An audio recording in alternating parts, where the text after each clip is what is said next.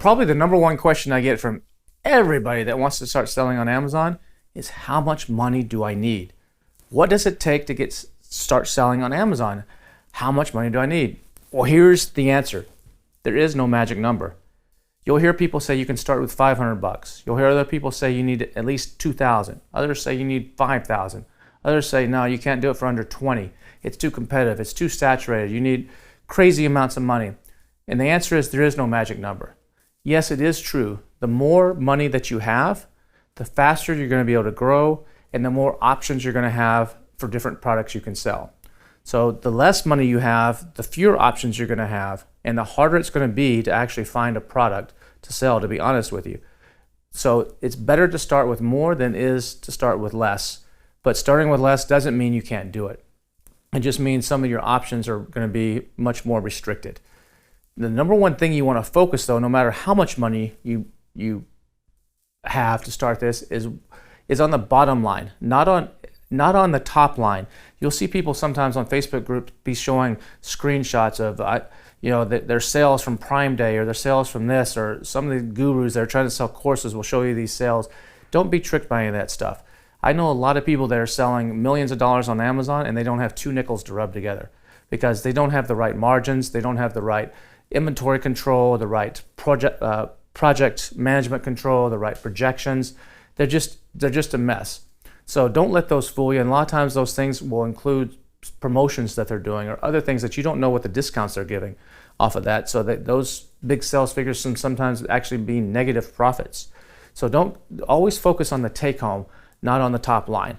And that's crucial. That bottom line is what's crucial in Amazon. And so there's a lot of people that are happy selling $200,000, $300,000, $400,000 a year on Amazon. They've got a $50,000 profit that they can put in their pocket, and they're happy. So don't think you have to be the biggest, and don't get too competitive with this thing and you have to keep up with the Joneses, because that may not be what's going to make you happy or what's going to be best for you. So when you're starting, though, the more money you have, the faster you can get going. The less money you have, the longer it's going to take to scale up, and that's okay. But here's the key factor, and this is the one you want to write down on your notepad right now as you're listening to this. You need at least 2.5 times your initial product cost to start on Amazon. And this is the fundamental thing that people really screw up. They find a good product. Maybe let's say you have $5,000 to start with. That's your budget. That's your life savings, or what you put aside, and you get $5,000 to start this with. Let's just assume that. They'll find a product that's selling well. The X-ray tools, like Bradley showed you earlier, are like, oh my God, I can make a lot of money on this. The MLQ from the factory is $500, and your cost is only $6 a unit. And so you're like, wait, $6 times 500, I can spend $3,000 at the factory. I've got $5,000. I'm good, man. Let's launch this thing. And boom, what's going to happen? You're going to run out of money. You're either going to fail or you're going to run out of money. It's because you don't have enough margin in there. So the minimum you need is 2.5 times your initial product cost. So if you've got $5,000 to invest in your Amazon business, you need to actually divide 5,000 by 2.5. If you divide 5,000 by 2.5, that's $2,000. You need to find an opportunity to actually of a product to sell on Amazon that's not going to cost you more than $2,000 landed cost. Remember the glossaries we talked about landed cost, not just the factory cost, but all in, all your shipping, your duties, your taxes, everything. So that may mean, depending on your duties and taxes, the cost from the factory might be $1,200 to $1,500 or somewhere in that range, depending, or it could be even a little bit lower. That's what you got to find to start with. Why the number 2.5? Actually, 3 is even better. If you can do 3, that's even better. But 2.5 is the bare minimum, and my recommendation.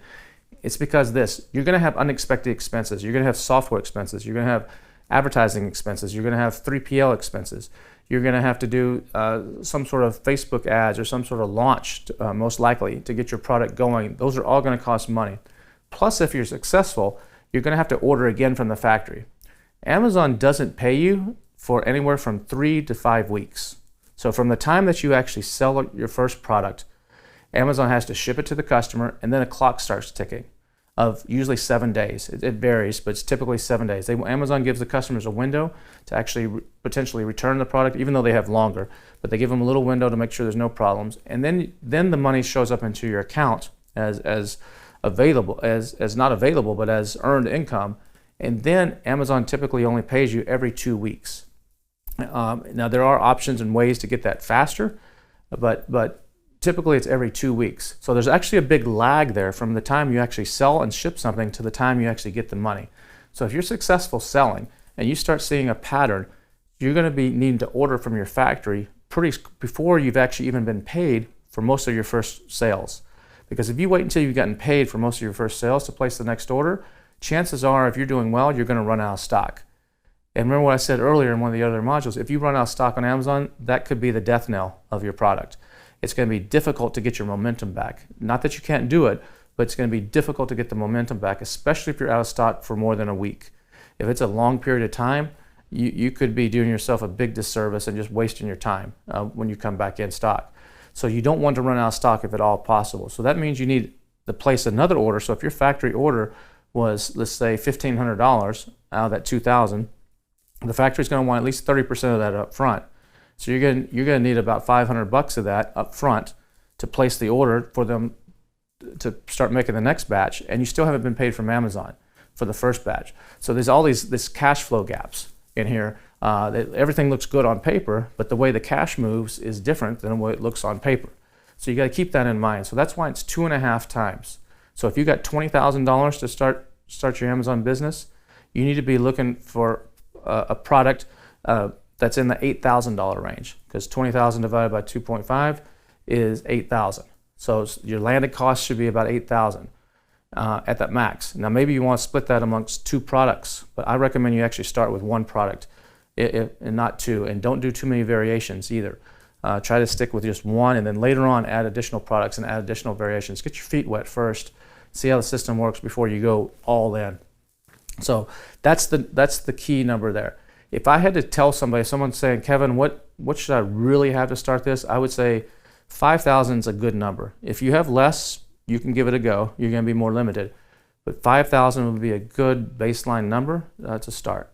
So now if you want a actually really good case study of someone that had $5,000 to start with, take a look at what Bradley did. It's on the Serious Sellers podcast. I'm not sure exactly which number it is on Serious Sellers podcast, or it's actually on the Helium 10 blog, where he took $5,000 and he actually launched 10 different products with that $5,000. And since then, he's actually grown that to now he's using the receipts, the income from that, and working and turning it, and now doing 1 product for $5,000 each. So he kind of stair steps his way up. He started with $5,000 with some really simple, easy products that didn't cost much, got those going, and then took the profits from those. And now he's using $5,000 per product, and that company's going to do about $500,000 in sales per year on Amazon. So it's possible to do it. So take a look at that blog post. There should be a link down below here in the notes that'll actually take you right to it, and the episode, of Serious Sellers podcast, and take a look at that there. Now the other thing, like we talked about, don't be expecting that you're going to quit your job right away when you start this business. You're probably not even going to be able to take a paycheck for a while because you're going to have to work and turn the money. So unless you've got a lot of money to live on, you've got your bills covered, you need to stay with the job that you hate right now for at least a little bit longer. Otherwise, too many people think they can start taking money out. Well, I'm going to pay myself a salary. I did my spreadsheets here. I remember I had a guy come up to me a couple of years ago at an event and show me his spreadsheet, and he was taking $3,000 a month out. I'm like, dude, where are you getting this money from? You're messing with yourself. You're screwing yourself here. And he's like, yeah, you're right. And he had to take it all back out. So don't expect to take anything out for a while.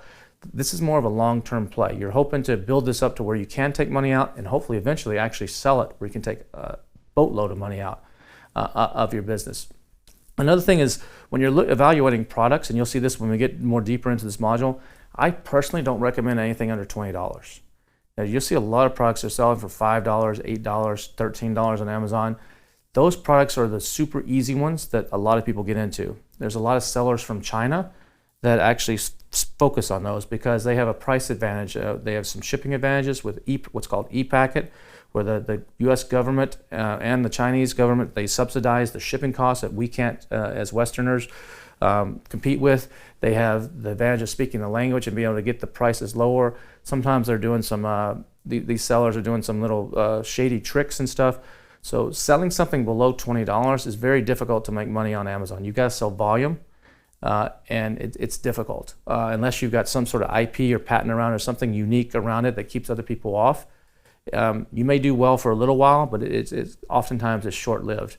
Unless you've been already selling for, some guys that started in 2014, they're doing great selling these lesser price things. But people starting in today's world that don't have the reviews built up, don't have the moat around them, it's pretty difficult. So I recommend looking at products that sell for at least $20 or higher. The magic point is really around $20 to $100. Now, sometimes selling some of the best opportunities on Amazon is where everybody else doesn't want to go, because there's a lot of courses that will teach you to find something that fits in a shoebox. It's lightweight. It's not in the electronics category. It's not in this. It can be air freighted over. It doesn't have to sit on a ship. And there's some good products that meet that criteria, but if everybody's looking for that kind of thing, that means everybody's looking for that kind of thing. And you don't want to be the 100th person selling the same thing.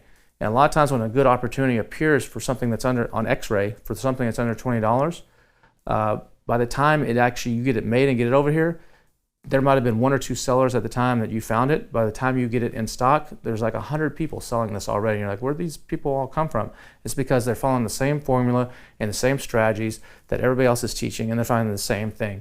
And so you don't want to be one of those people. It's going to be very, very difficult. I still see people today launching baby blankets and silicone spatulas and barbecue gloves and all these things that they saw in some webinar that people made look good.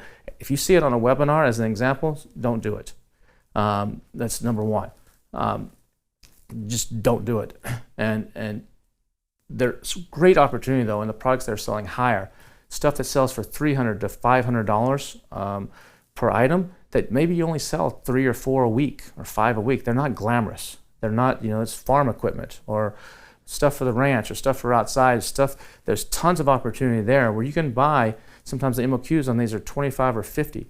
You can buy a handful of these, and these are things that nobody else usually messes with because they're too big or they don't fit the formula that they were taught in some YouTube course. So some of those items can be great opportunities. You don't have to stock as many, and for every one you sell, you have $100 profit, and you can build up your business and get things going, but sometimes by selling those type of items. So look where everybody else is not looking, and we're going to show you in how to find products using the Helium 10 tools and some other methods and some of the later modules that'll help you really hone in on what you should be doing. But these are just some things you should be thinking about. Now, in the next module that's coming up, I'm going to share with you a couple spreadsheets from a couple friends of mine. One is from Profit First, and the ladies over at Profit First believe in that you should pay yourself first. You should build your company so that you can take a little bit of money out as you're building it. And it's a really good spreadsheet that we're going to walk you through that will show you exactly what you, depending on what your goal is, where you need to be in your Amazon business, how many products you need to be in, and what sales level you need to be to actually make those profits. And then the other spreadsheet we're going to show you in the next module is that you'll be able to download these spreadsheets as well as we do the walkthrough, is from Northbound Group. And the Northbound Group is a company that helps Amazon sellers exit their business. So they can come in, they're strategic advisors. They come in and can analyze your business and say, hey, if you do this, this, and this, you're going to be able to sell it for this much more. Or let's help you get your operating agreement in order. Or let's help you get your different things in order. One of my companies actually hired them from the get-go. Before we had sold a single thing, we hired Northbound Group and said, hey, get all of our ducks in a row, because in 3 years we want to sell this. We want to make sure all of our licensing agreements, all of our operating agreements, all of our financials are all perfect from day one, so that when we sell it, we don't have to go back and redo a whole bunch of stuff. And they come in and do that kind of thing. So they've got a spreadsheet that's going to show you how to really maximize the value of your potential exit down the road. So we're going to walk through those two spreadsheets.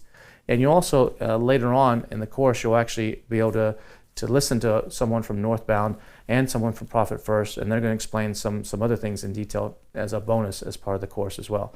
So I'll see you in the next module during those demos.